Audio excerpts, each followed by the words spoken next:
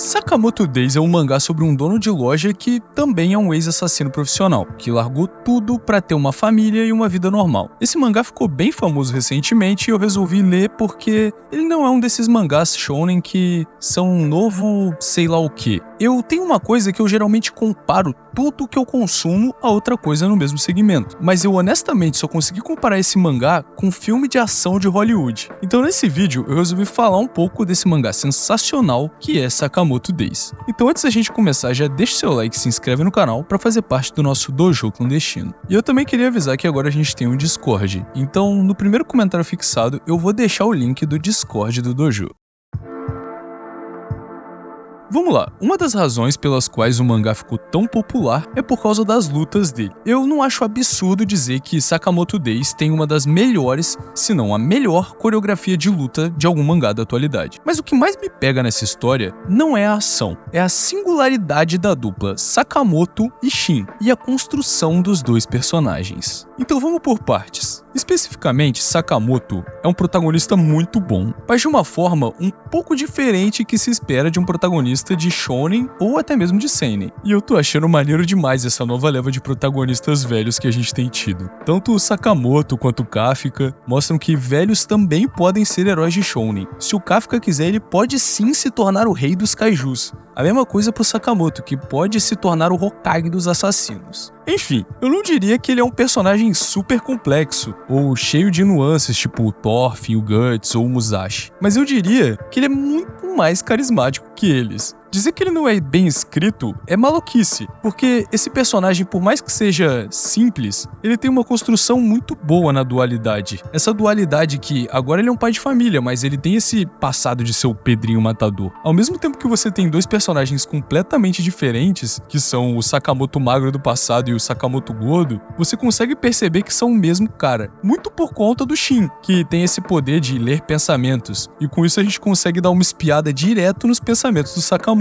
que constantemente está pensando em matar os outros, o que também traz umas piadas muito boas que são colocadas de maneira mais descontraída nos capítulos mais tranquilos da obra. E para fechar a dupla dinâmica, a gente também tem o Shin, que é o meu personagem favorito de Sakamoto Days. E assim como protagonista, eu acho que ele é muito interessante pra gente acompanhar. Ele tem os próprios momentos de assassino pique igual o Sakamoto, mas ele é meio nerfadinho. Vamos lá, o Shin não é um lerdão. Ele com certeza é mais habilidoso do que não é, mas em relação aos inimigos que vão aparecendo mais pra frente e ao próprio Sakamoto, o Shin é muito comum, mesmo tendo a parada da clarividência dele. Muitas vezes ele não é forte o suficiente pra derrotar o inimigo da semana sozinho. Isso faz com que ele evolua suas habilidades, ou conte com o poder da amizade, de uma maneira que faz a gente lembrar de um protagonista comum de shonen. Outra coisa maneira pra caralho é que o Sakamoto é o ídolo do Shin, o professor dele. O Shin olha pro Sakamoto e o respeita mais do que qualquer pessoa, mais do que qualquer coisa, o que traz uns momentos muito engraçados. Ele genuinamente é engraçado por conta própria, mas em particular esses momentos em que ele não contém a emoção pelo Sakamoto admirar ele ou elogiar ele, cara, é sensacional. O poder dele também traz esse alívio cômico sensacional de esse trope comum que a gente tem nos animes de um personagem fala besteira e o outro começa a bater nele. Só que o Sakamoto mata os personagens na cabeça dele. E a gente só tem como saber isso porque tá vendo pela clarividência do Shin, sabe? No primeiro capítulo, a gente tem o Shin indo matar o Sakamoto, por ordem do ex-chefe dele, por conta de uma regra de que quem sai da associação de assassinos tem que morrer. E nesse capítulo mesmo, a gente já começa a ver a admiração que o Shin tem pelo Sakamoto, porque ele hesita, mas acaba indo porque ou era ele ou era o Sakamoto. Ele chega pimpozão pra matar o velho, mas não rola, cara. Sakamoto senta o cacete nele, que desmaia e acorda na mesa de jantar com ele. Depois que ele falhou, o Shin volta pro clã de assassinos pra dizer que não vai terminar o serviço, o que faz o chefe do clã ordenar que matem ele. Agora, um ponto importante é o seguinte: o Sakamoto era o maior assassino de todos, então a gente sabe que ele é overpower. Mas depois que ele casou, a esposa dele colocou algumas regras. Dentre elas, ele não pode matar, e ele tem que buscar a redenção pelas pessoas que ele matou, ajudando os outros, tá ligado? E eu acredito que muito por causa dessa redenção, ele aparece pra salvar o Shin, senta o cacete em todos os assassinos que estão ali, e aí ele meio que recruta o moleque pra trabalhar na loja dele.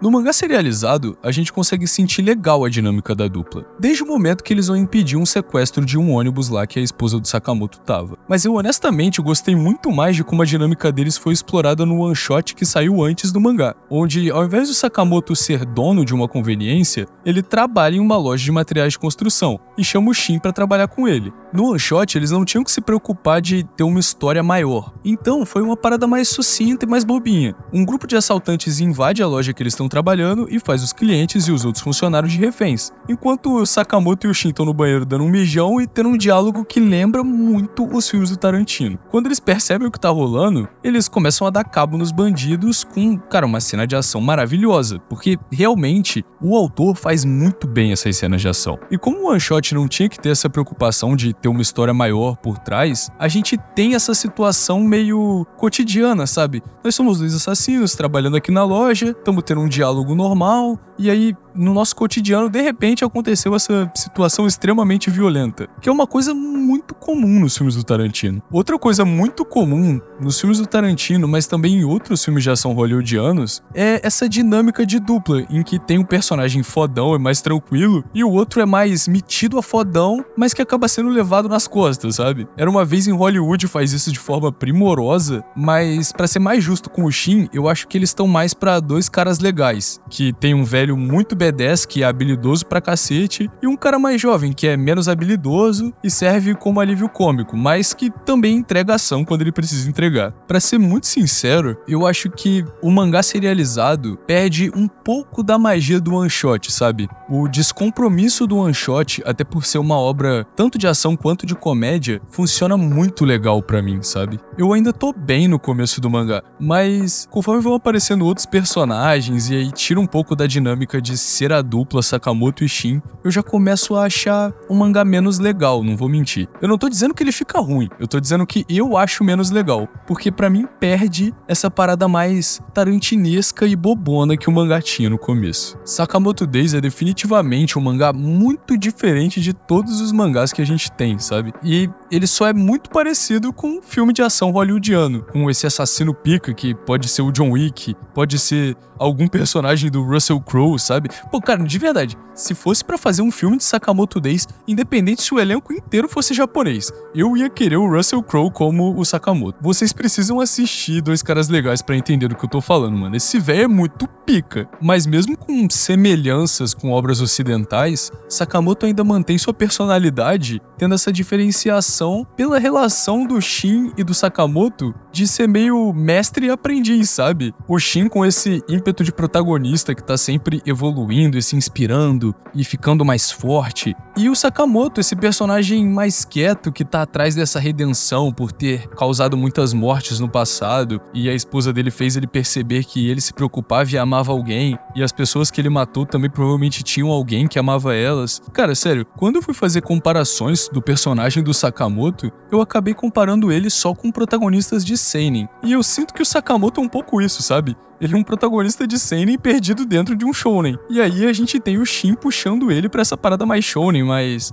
eu vou ficar mais forte, eu vou evoluir, eu não vou ser um peso pra você, Sakamoto. Enquanto ainda traz esses elementos de comédia que são sensacionais, cara. Bom, mas o vídeo foi esse. Espero que vocês tenham gostado. Caso ainda não tenham lido Sakamoto Days, eu recomendo muito fortemente que vocês comecem lendo o one shot e depois leiam o mangá de fato. Por mais que o one shot seja não canônico, ele é realmente interessante demais pra você conhecer os personagens, que, por mais que tenham sido reestruturados, ainda são os mesmos. E aproveitando também pra recomendar tanto o Dois Caras Legais, que é um dos meus filmes favoritos da vida, que é ação com comédia, é sensacional, bem nessa vibe de Sakamoto mesmo, e Era Uma Vez em Hollywood, que foi o último filme lançado pelo Tarantino, e que é sensacional pra você entender um pouquinho de como é que são os filmes do Tarantino, pra você ver se você quer se aventurar mais nesse universo, que é um diretor que eu acho sensacional. Enfim, finalizadas as recomendações, eu vou pedir pra você se inscrever no canal e deixar o seu like, e deixar aqui nos comentários qual o seu filme de ação favorito, principalmente se ele for ação e comédia, porque eu provavelmente vou assistir, eu amo esse gênero. Mas enfim, rapaziada, muito obrigado e até. Se inscreve aí, na moral.